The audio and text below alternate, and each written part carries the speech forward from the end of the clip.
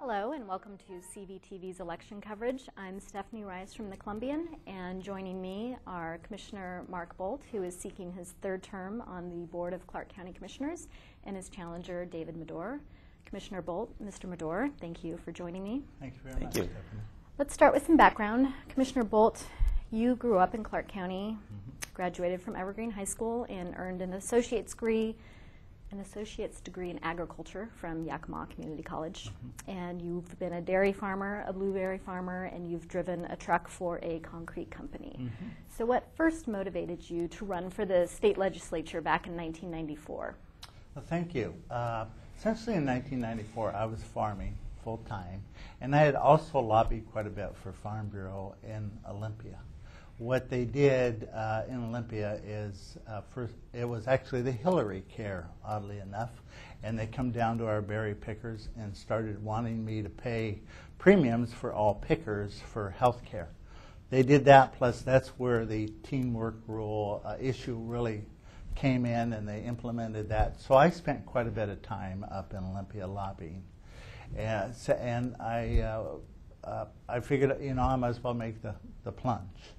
And so I ran in 1994. It was a good year to run, of course. Right, there was a Republican sweep that year. Yeah, I ran against the majority leader at the time, but I wasn't used to Olympia to know that that was a big enough challenge. So I won, and it was a great learning experience and a leadership experience within Olympia.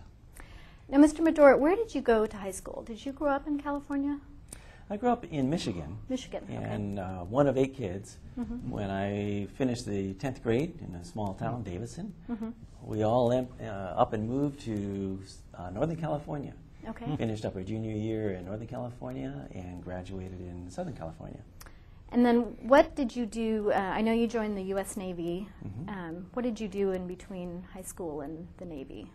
I repaired TVs. I became a TV repairman. I had a hobby of electronics, designing, and ham radio equipment, and I was basically a guy that was just thoroughly enjoying what I was just loving to do, electronics. And finally was so happy to get paid for doing what I love to do. And then you studied electrical and nuclear power in the Navy, correct? Yes, I had excellent education, nuclear power training in the Navy, and ended up serving on board a fast attack nuclear submarine as a nuclear trained electrician. Okay, and you've owned U.S. Digital now for 33 years, and you're the boss. So what motivated you to run for public office? Well, starting that little business out of our home and watching it grow little by little has caused me to appreciate free enterprise, private enterprise, and watching that grow has been one of my greatest experiences. It's been a great lifelong lesson when it comes to developing judgment and learning how to handle money and how to work with people.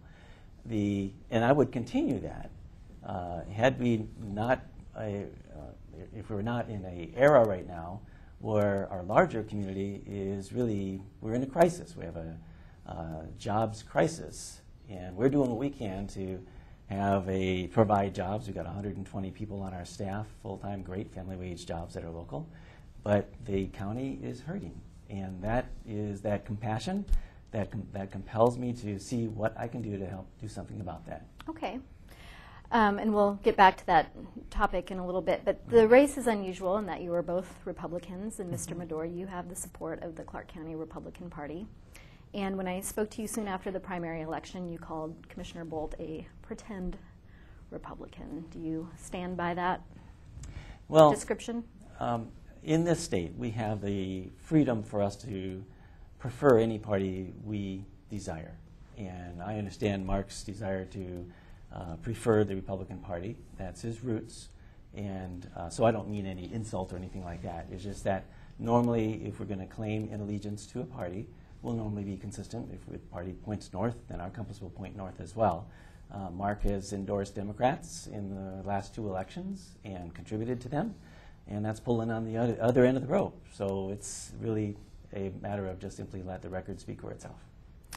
And Commissioner Boldt, as you said, you served 5 terms in the state legislature, and every 2 years you were on the Democrats' most wanted list. Yeah. They tried their best to get you out of Olympia. And so how have you changed as a policy maker from your time from being hated by the Democrats, and now the executive board of the Republican Party decided to discipline you? So how have you changed as a policymaker? Well, I don't think I've changed. It's I came into the state legislature, and I was chair of the Children and Family Services, and I did the budget and did the budget for Law and Justice. We were in the majority for 4 years, in which we've done a lot of things, welfare reform, things like that. And in the 3 years next to it, we were in a tied house, and I was chairman. So in a tied house, you had to work directly with the party, or else nothing would happen. And it was the 2 chairs. It was very successful. A lot of people didn't like it, but I loved it. We really worked across the aisle, and oddly enough, the Republican Party, state party and our party, liked me, but we really worked good together, and we got a lot of good bills out.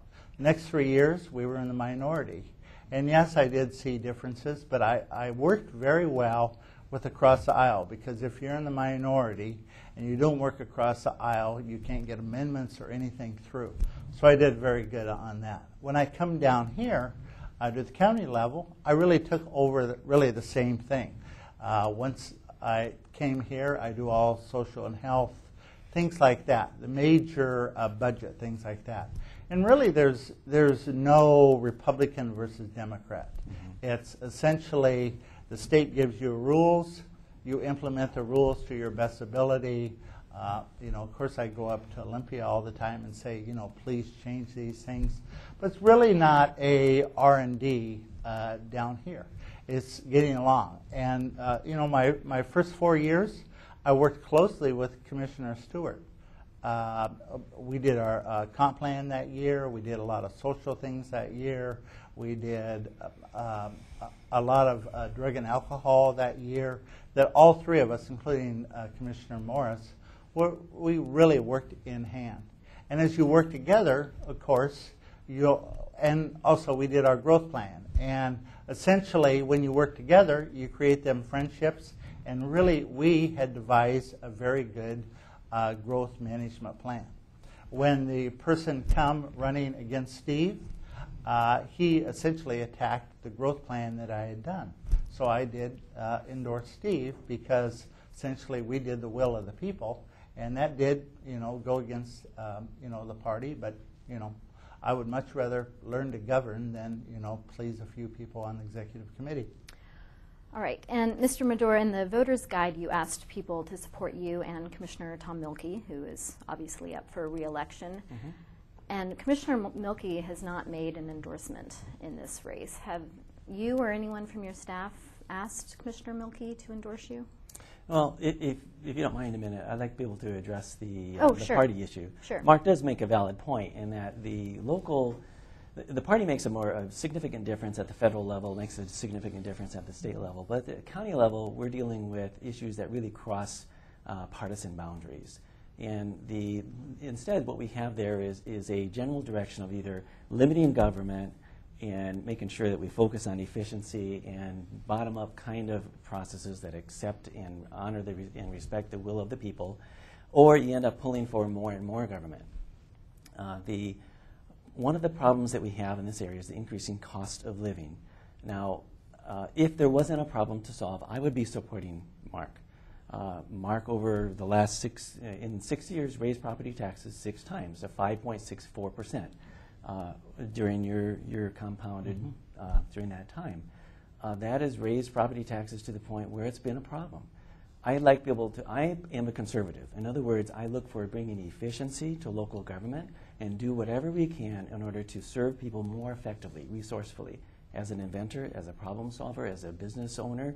That's really one of the things that's just natural for private business practices. We look for ways of increasing efficiency, improving customer service, while we reduce the costs. So that really all goes together. Okay. And market are different ends of the spectrum. Okay, well, I do have a question about providing county services next on my list, but just to Good. get back to Commissioner Milkey, have you or anyone from your staff asked Commissioner Milkey for his endorsement?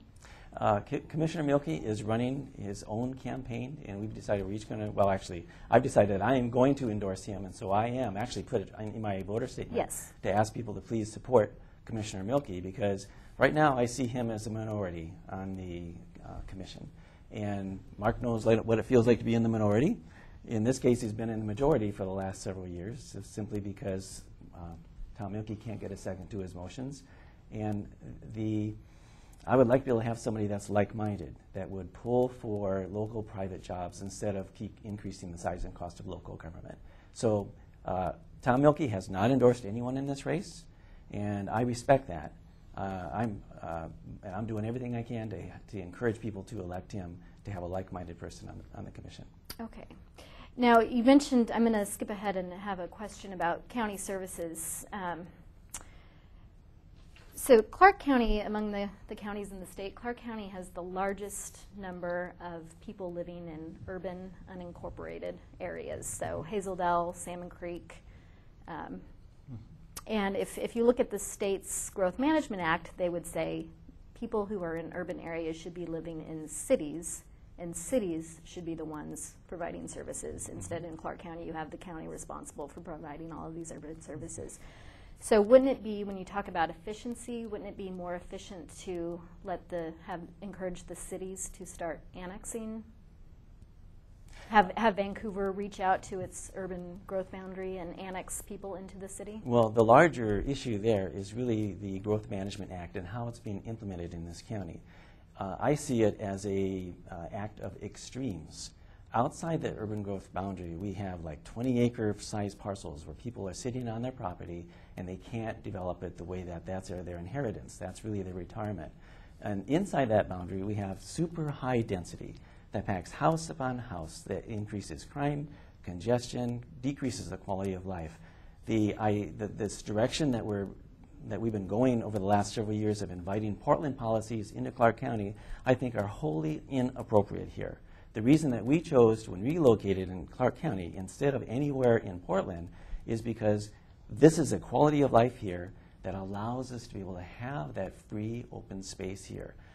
The idea of the state, of Seattle, the high-density areas, encroaching and telling us here that we have to have Portland policies in Clark County, I think it's completely inappropriate. We want our freedom, our backyards. We want to be able to have our space here. So let the market drive the development. Now, Commissioner Boldt, you've spent years both in the legislature with the State Growth Management Act when it was created. Right. And now you've been on the other end of it as a county policymaker having to implement. So how much control do county commissioners have when it comes to working with the State Growth Management Act? Well, on our own, we have very little control. It was passed in 1994, 1993, I believe. It hasn't been changed. When I was here in the majority, we had 17 bills to change that was passed the House and the Senate. They were all vetoed by the governor. So we have done that step, and we continually to ask for tweaks for the growth management. It essentially says that in our growth comprehensive plan that you have to prepare for growth for the next 20 years. In the plan that we did, we said we would grow 2.2% over the next 20 years. That was fairly conservative, but the plan before it was about 1.89. Essentially, in that plan, it says we will have 90% of the area inside the urban growth boundary and 10% out. And that's primarily because another state law that says you cannot have sewer outside of your urban growth boundary. So there's a lot of competing actions in that. But we took that. Mr. Madore says we have a lot of density. Actually, the cities control their own densities. So when we really work with the cities, because we're a planning agency, but every city really makes their own density requirements. And so Vancouver wanted more density actually than they got, but we have to level that out because we have 7 cities in that. Currently, right now, we're working on the rural comp plan because we have accomplished that. And we do have 20 acres, but we have a lot of 5-acre zoning, a lot of, in fact, still 2.5-acre zoning, things like that, that we will redefine. But until we can get some real changes in both the Act and primarily even more on the hearings board that really affects us, we must abide by the rules. Okay. Can I address that? Yes, you can. Okay. The state certainly does set broad policies, and the state does define law that then is implemented at the local level. The county commissioners are charged to implement that. Right. But it's not as specific as I see it, as you just described. Instead, there are more guidelines, there are kind of directions, but the actual implementation is not as simple as just do what the state says. Instead, they're just like a judge will make a decision on a case whether or not they committed the crime or not. We also are aware of activist judges who can actually, by fiat, make law. And what I see with the county commissioners is that we are over-interpreting the state law to make it the most stringent kind of enforcement as possible. I think we are making life more difficult for ourselves in that what we need to do is to make sure that we respect freedom in our local community, that we respect the culture that we have here, that we don't design it for, I look at it as building tomorrow's slums today when you push for high density. One of those areas that we are pushing for high density is for light rail. Mark has pushed for light rail. Light rail only makes sense for high density. Okay. And I will let Commissioner Boldt respond because as someone who's been sitting in work sessions with the county commissioners for 2 years, I constantly hear the commissioners asking Bronson Potter, who's the chief civil deputy prosecuting attorney, what is the minimum that the state requires? And you ask that on stormwater, on density, on constantly asking your attorneys, what is the minimum the state requires? And so Mr. Madore just said that the county is over-interpreting and going too far.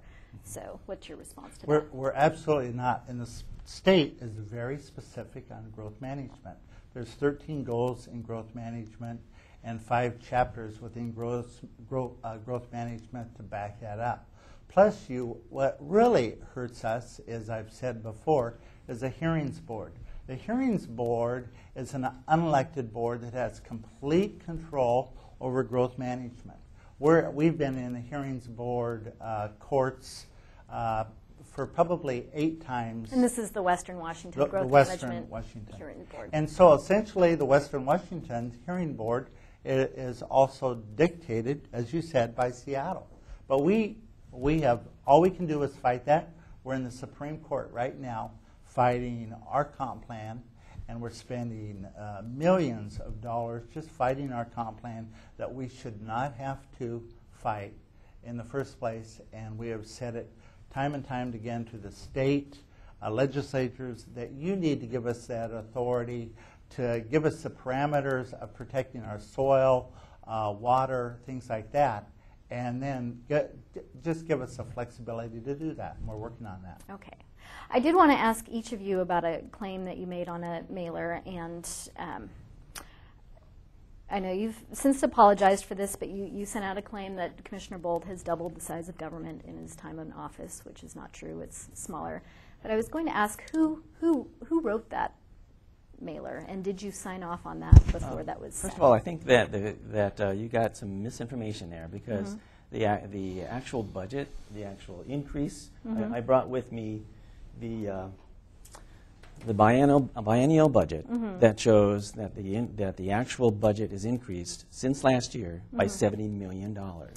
I don't think wasn't that the adopted but not the Final budget. not the final budget. Well, actually, the only thing we have to go by is what the county publishes. And as Bill Barron, the administrator for the county, expresses, that it normally increases as time goes by because there's grants that come in, and so that actually raises it. So if we want to have apples compared to apples, we'll compare the complete year to the previous year. So the mid-year check, where are we compared to before that year has completed, is really an unfair comparison. And since we're talking about mailers, I would like to address Mark's mailer. Actually, I have a question on that. But I first wanted to, at any rate, the budget has not doubled, is what the claim you made in the mailer. Right. And let me just, I assume that you've seen this. Yes, but I was just going to ask you, did you sign off on that? When you had the mailer that it said, the budget has doubled, the size of the government has doubled, did you sign off on that mailer? Yes, okay. I did. The buck stops here, and when it comes to anybody who's going to say anything in public, we are at times, and I expect, Mark, you've experienced this as well, at times we're going to get it wrong. And it's not the getting wrong, it's not the making mistakes that really defines our character. It's what we do when we discover we got it wrong. What I did is I sent out a mailer, and I made no excuses. I didn't say I messed up, but he messed up worse. I didn't do anything like that. I just simply say the buck stops here. The test of integrity is to make it right. So I sent this out, which is basically a correction and an apology without any excuses to everyone, and plus I inserted it to everyone in our district in the Columbian. Right. Now, if just to make it fair, Stephanie, I also have a mailer here from Mark, and that one is this one right here. Well, I was going to ask him a question about his mailer, so Good. can I just This go is ahead? the one, Yes. yeah. Can I Go go right ahead and ahead. ask him his question? Commissioner Boldt, you have a mailer saying your recorded vote is no tolls. And you did vote no on tolls and light rail at a 2008 meeting of the Southwest Washington Regional Transportation Council Board of Directors. But isn't your flyer misleading, because didn't you support the locally preferred alternative as a member of the CTRAN Board of Directors? When it comes to CTRAN, essentially what we did, we look at CTRAN for the light rail portion of the vote. Right. And yes, we did. It did come with tolls. However, as the CTRAN board, we're not looking at the bridge, the total bridge. We're looking at our niche, which is the light rail portion. And I believe Councilwoman Stewart was on there at the time and voted with us. Essentially, before the city kicked her off? Right, yes. Essentially, we voted for the light rail as the preferred alternative with the condition that it would go to a vote, and this November is going to a vote. Okay. Well, typically I'm told to write my newspaper articles in a way that someone with a 4th grade reading level can understand. Yeah.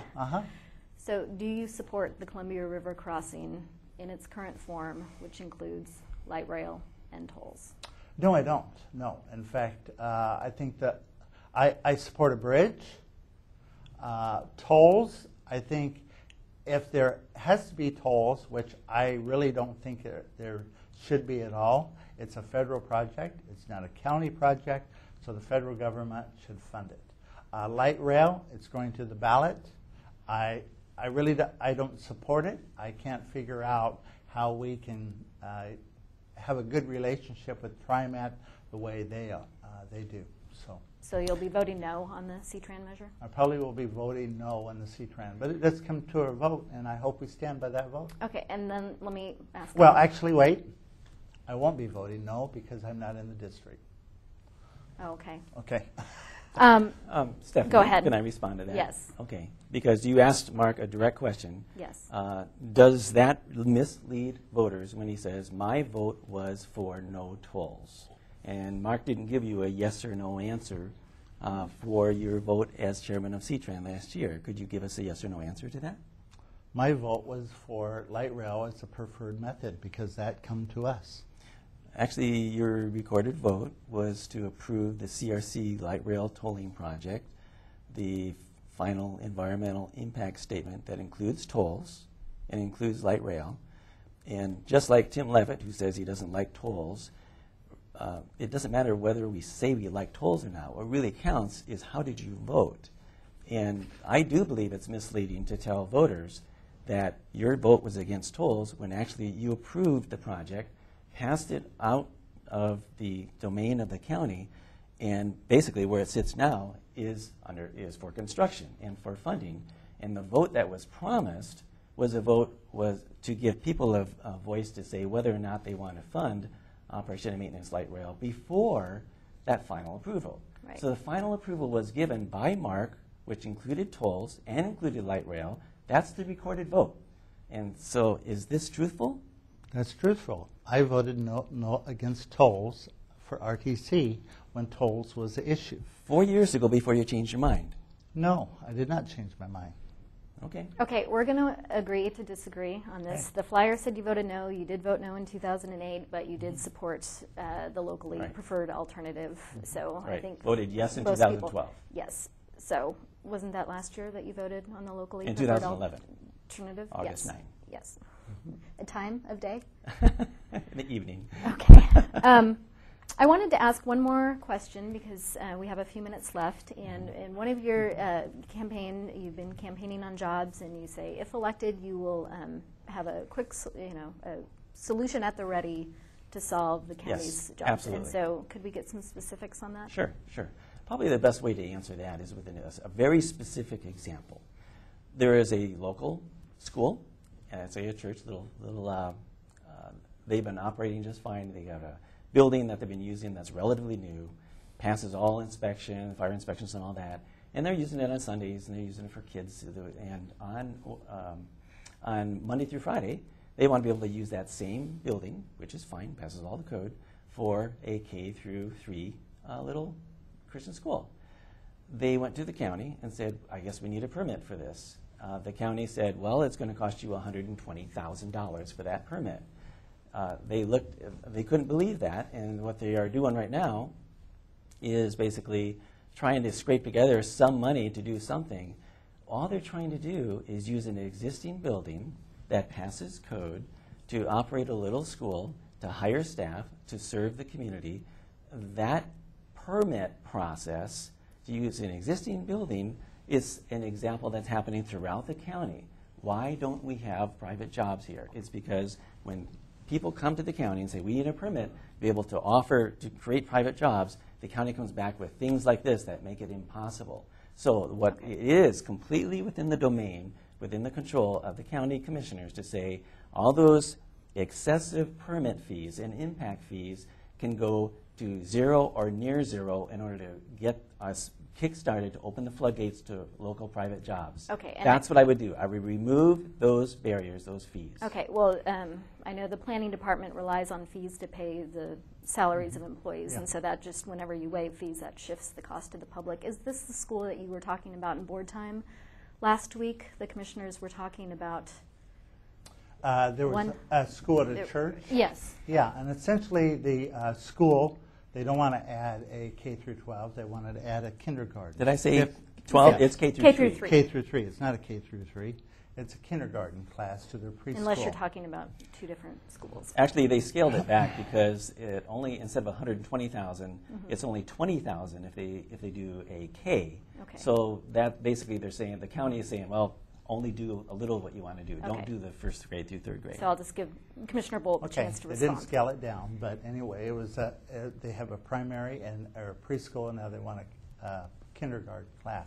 Essentially, what they have done is it says if you have churches, because churches don't pay property taxes, things like that, but they're adding trips and a kindergarten class. They have a preschool now that has a set amount of trips, because churches, they have most of their trips are on Saturday or Sunday, so we don't really care about that. What we really care is the number of trips that hits between the 4 and 6, because every other business that's on Hazeldale Avenue is saying, hey, what's the deal? Right. We're paying traffic impact fees, aren't you?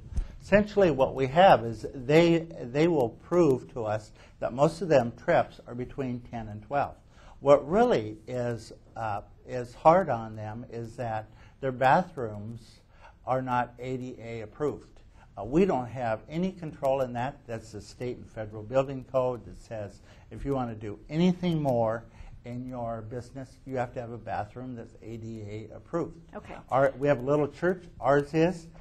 So essentially, they came out. I met with them for 2 hours today with the planning staff. I think they're very happy, and they're going to have a school this year. All right, well, we are out of time, and so as you can see, this is a hotly contested race, so I encourage everyone to vote on November 6th. And we are out of time, so I'd like to thank Commissioner Boldt and Mr. Madore for joining me. Thank you very much. Thanks. Okay.